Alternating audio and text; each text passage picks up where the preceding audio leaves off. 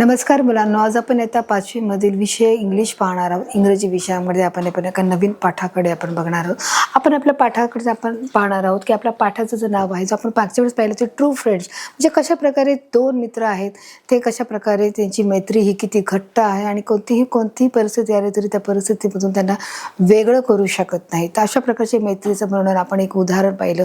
तो मागच्या आपण पाठामध्ये त्याचा अभ्यास केला होता.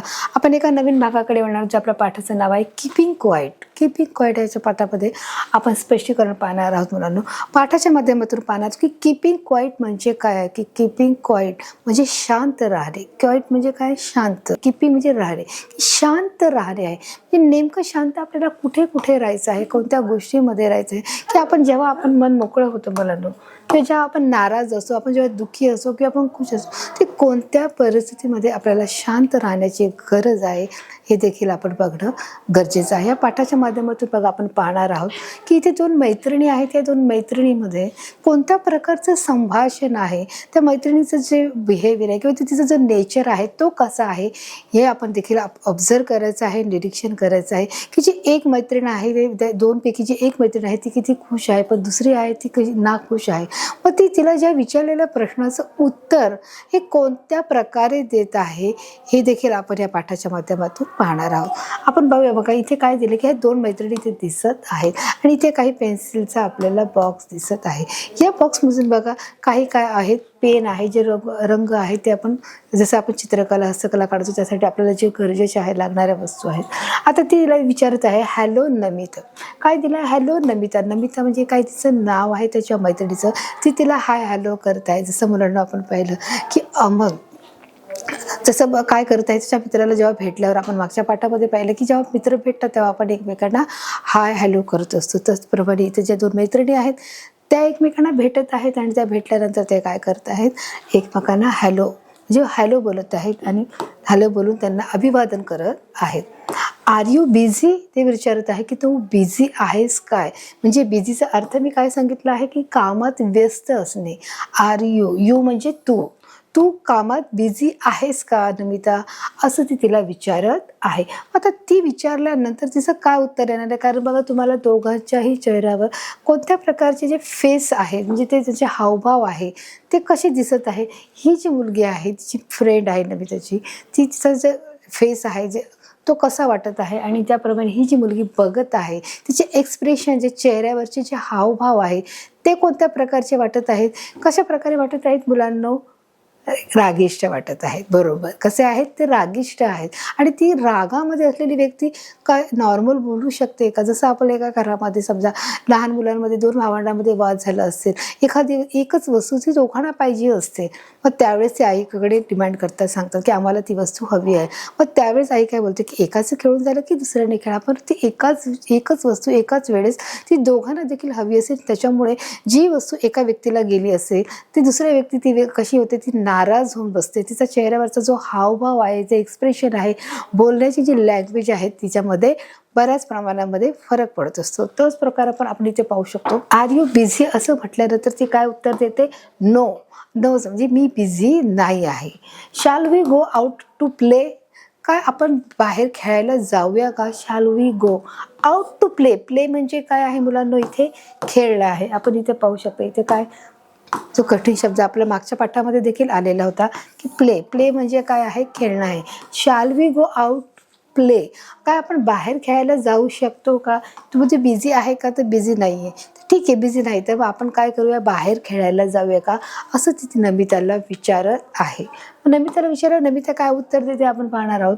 ती काय करते, परत नो सांगते. बघा, जेव्हा पहिल्यांदा तिने प्रश्न विचारला की आर यू बिझी, तर ती बोलते की नाही, नो सांगते.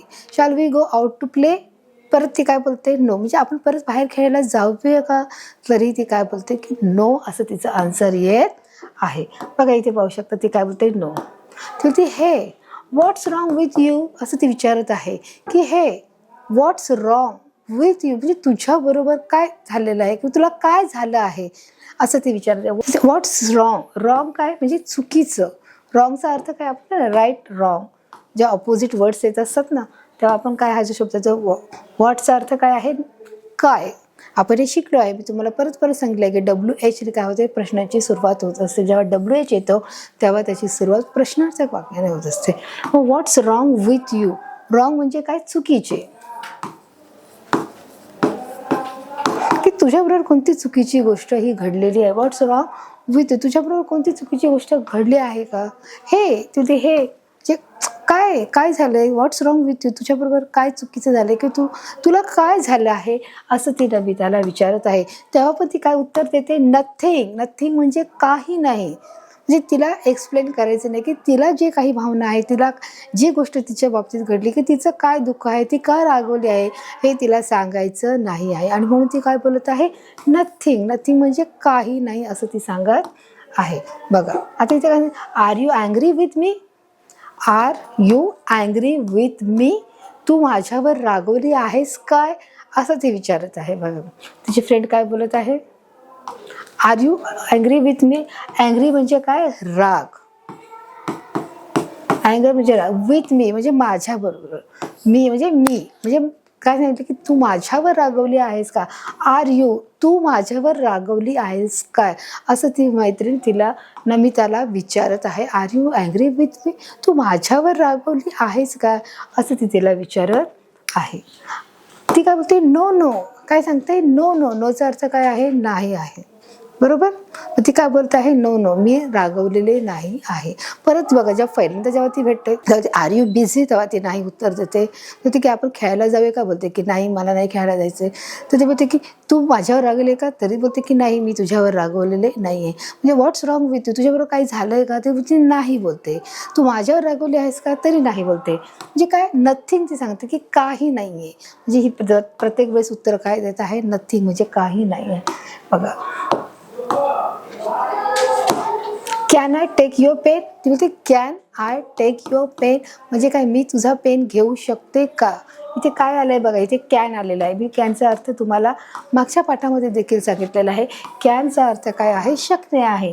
टेक, टेक म्हणजे घेणे. बरोबर आहे. गिव्ह म्हणजे देणे. हे नेहमी लक्षात ठेवायचे. टेक म्हणजे घेणे आणि गिव्ह म्हणजे देणे आहे. युअर पेन, मी तुझा पेन घेऊ शकतो का? म्हणजे इथे तिने काय केलं आहे, परमिशन घेतलेली आहे. बरोबर आहे. आपण बोलू शकतो की तिने तिच्या मनाने घेतला आहे का उचलून, की तिला पेन हवा आहे तर तिने उचलून घेतला आहे का? तर नाही, तिने काय घेतलेलं आहे, रिसर्चच्या परमिशन घेतलेली आहे. आणि त्याप्रमाणे तिने काय केलं आहे, बोलले की can I take your pen? कारण समोर काय दिसत आहेत, पेन दिसत आहेत आणि पेन आहेत म्हणून ते काय बोलत आहे, can I take your pen? मी तुझा पेन घेऊ शकते का असं तिने प्रश्न इथे विचारलेला आहे. मग ती बोलते येस. आता मात्र 4 प्रश्न विचारल्यानंतर ती प्रत्येक वेळेस काय बोलते, नो नो नो. परंतु आता ती काय विचारत आहे की can I take your pen? मग ती बोलते की येस. काय बोलते आहे, येस. म्हणजे याचा अर्थ तिने काय दिली आहे, परवानगी दिली आहे. परमिशन तिने घेतलेली आहे. परवानगी ती मागत होती आणि तिने परवानगी दिलेली आहे. आणि म्हणून त्याच्यात की बघा, वेअर इज इट? म्हणजे तो पेन कोठे आहे. वेअर, वेअरचा अर्थ पण मी तुम्हाला सांगितला होता. वेअर म्हणजे कोठे. Where is it? तो कुठे आहे? मग ती काय विचारत आहे बघा, ती विचारते वेअर इज, म्हणजे in my compass box. In my compass box म्हणजे माझ्या कंपॉस बॉक्समध्ये तो पेन आहे असं ती सांगण्याचा प्रयत्न करत आहे. की जर तुला पेन हवा असेल तर तो कुठे आहे, तू घेऊ शकतेस. परंतु ती विचारते where is pen?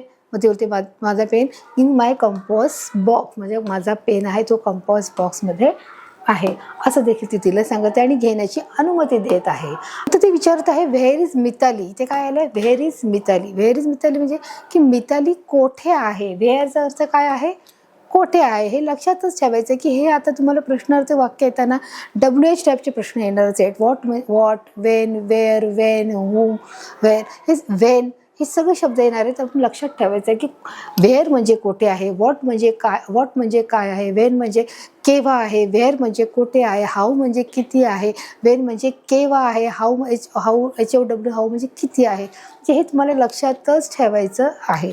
Where is Mithali? Mithali कोठे आहे असं ती विचारत आहे. आता ती तिला काय होतं, आय डोंट नो. आता परत ती काय बोलते, I don't know. I don't know म्हणजे मला माहीत नाही आहे असं ती सांगत आहे. की मिताली कुठे आहे विचारलेल्या प्रश्नाला काय उत्तर देत आहे, मला माहीत नाही आहे असं ती सांगत आहे. वेअर इज क्षमा.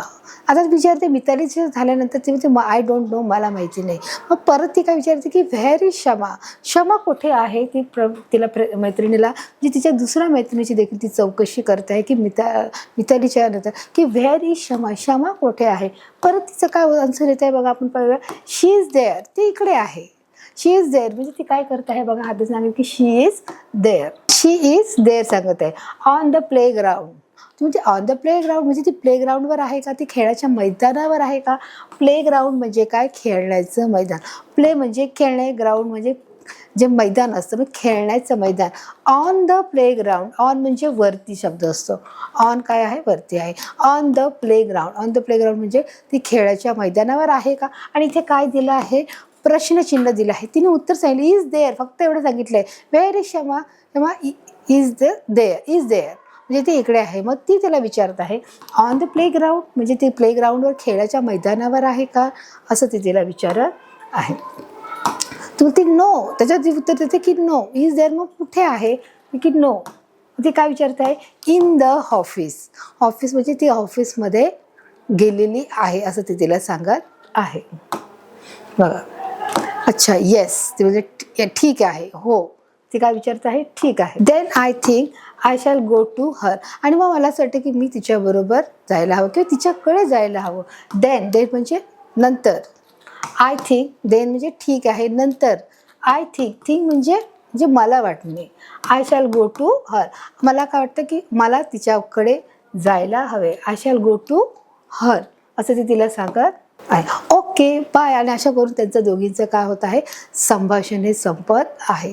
आता इथे कीपिंग क्वाईट म्हणजे शांत राहणे. म्हणजे तिची जी मैत्रीण आहे, म्हणजे आपण मुलांना पाहिलं की दोन काय आहेत, मुली आहेत, त्या मुली एकमेकींना भेटलेल्या आहेत, त्यांनी हाय हॅलो देखील केलेलं आहे. परंतु एक मैत्रीण जी आहे ती काय करत आहे, सतत वारंवार प्रश्न विचारत आहे. पण ती दुसरी मैत्रीण आहे जी नमिता आहे, तिची मैत्रीण, ती मात्र त्या प्रश्नांना फक्त येस किंवा नो असं देखील त्या शब्दामध्ये ती काय करते आहे, नो, येस आणि नथिंग याच्यामध्येच उत्तर देत आहे. म्हणजे जस्ट कीपिंग क्वाईट म्हणजे ती काय फक्त शांत राहण्याचा ती काय करते, प्रयत्न करते आहे. या दोघींच्या संभाषण आहे, त्या दोघींच्या संभाषणावरून, दोघींच्या कन्व्हर्सेशनमधून शांत राहणारी व्यक्ती कोण आपल्याला आढळून येत आहे, जी नमिता आहे ती शांत राहिलेली आहे. की हर एक जे प्रश्नाचं उत्तर ती देताना कसं देत आहे, विचार करून उत्तर देत आहे. तर अशा प्रकारे जो हा कीपिंग क्वाईट हा जो पार्ट आहे, की जो प्रश्नार्थक पाठ म्हणू शकतो किंवा कन्व्हर्सेशनल हा पाठ म्हणू शकतो, की एखाद्या प्रश्नाला कशा प्रकारे एक मार्मिक किंवा एक प्रकारे की जे एक थोडक्यात उत्तर कशा प्रकारे द्यायचं ते या देखील पाठामध्ये सांगितले. अशा प्रकारे दोघांचं संभाषण संपवून एकमेकींना काय करत आहे, बाय करायचा प्रयत्न करत आहे. आता या पाठाच्या माध्यमातून मिळून आपण काही वर्ड मिनिंग पाहायचे की जे या पाठातले आलेले जे काही प्रश्न आहेत, जे काही मिनिंग्स आहेत किंवा आपण त्याला हार्डवर्ड बोलू शकतो, शब्दार्थ बोलू शकतो, ते शब्दार्थ कोणते या पाठामध्ये आलेले आहेत ते देखील आपण पाहणार आहोत. आपल्याला पहिलं माहिती की बिझी म्हणजे काय आहे, व्यस्त आहे, ते आपण पाहिलेलं आहे की बिझी म्हणजे काय आहे, व्यस्त आहे. दुसरं आहे रॉंग आहे. दुसरं काय आहे, रॉंग म्हणजे चूक आहे. आपण पाहू शकतो रॉंग, आपण पाहू शकता बघा अँग्री, अँग्री म्हणजे काय, रागवणे आहे. प्लेग्राऊंड, प्लेग्राऊंड म्हणजे काय आहे, खेळाचं मैदान आहे. ऑफिस म्हणजे कार्यालय आहे. आणि क्वाईट म्हणजे शांत राहणे. की या पाठामध्ये आलेले हे जे हार्ड वर्ड्स आहेत ते हार्ड वर्ड्स आपण या पाठाच्या माध्यमातून अभ्यासलेले आहे. की आपले शब्द गेलेले आहे की आर यू बिझी, जेव्हा तुमचा बिझी हा शब्द आलेला आहे. रॉंग कधी आलेला आहे की व्हॉट्स रॉंग विथ यू, म्हणजे तुझ्याबरोबर काय झालेलं आहे, त्यावेळेस हा रॉंग शब्द आला. रॉंग म्हणजे चुकीचं आहे. की रॉंग म्हणजे काय, चूक असणे किंवा चुकीचं होणे, की एखाद्याच्या बरोबर चुकीची गोष्ट घडणे, किंवा आपण एखादं क्वेश्चन आन्सर असेल ते आपण काय करतो, आन्सर चुकीचं लिहितो, तेव्हा आपण काय बोलतो की हे रॉंग आहे, म्हणजे हे बरोबर नाही आहे, उत्तर वेगळं आहे. जेव्हा उत्तर वेगळं असतं आणि आपण लिहितो ते उत्तर बरोबर नसतं, ते उत्तर वेगळं असतं, तेव्हा आपण त्याला बोलतो चूक बोलतो. Angry, are you angry with me हा जो शब्द आला की अँग्री, अँग्रीचा अर्थ काय आहे, रागावणे आहे. इथे playground, can you go out to playground, तेव्हा ती बोलते की नो. त्यावेळेस देखील ती बोलते की नाही, मला बाहेर खेळायला जायचं नाही. ऑफिस हा शब्द आला की तिची फ्रेंड जी क्षमा आहे ती कुठे गेली आहे, ऑफिसला गेलेली आहे.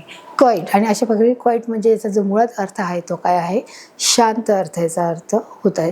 तर अशा प्रकारे आपण मुलांना या पाठातून जो कीपिंग क्वाईट म्हणजे शांत राहणे, त्या पाठातून दोन मैत्रिणींचा, दोन मुलींचा जो संवाद आपण पाहिला आहे की एक मुलगी जी प्रश्न करत आहे आणि दुसरी मुलगी त्या प्रश्नाला अनुरूप असे उत्तर थोडक्यामध्ये देण्याचा ती प्रयत्न करते आणि शांततापूर्वक ते उत्तर देण्याचं ती काय करत आहे, प्रयत्न करत आहे. तशा प्रकारे हा आपण पाठ पण पाहिला आहे की याच्यामध्ये आलेले जे काही हार्डवर्ड्स आहे, जे कठीण शब्द आहे ते देखील आपण समजून घेण्याचा प्रयत्न केलेला आहे. तशा प्रकारे हा पाठ मुलांनो इथे संपलेला आहे. आपण भेटूया एका नवीन पाठाकडे. तोपर्यंत धन्यवाद.